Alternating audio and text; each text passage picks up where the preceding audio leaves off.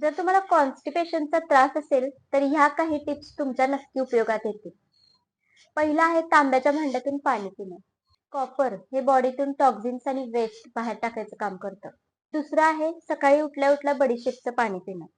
It helps in soothing muscles of intestine and stomach.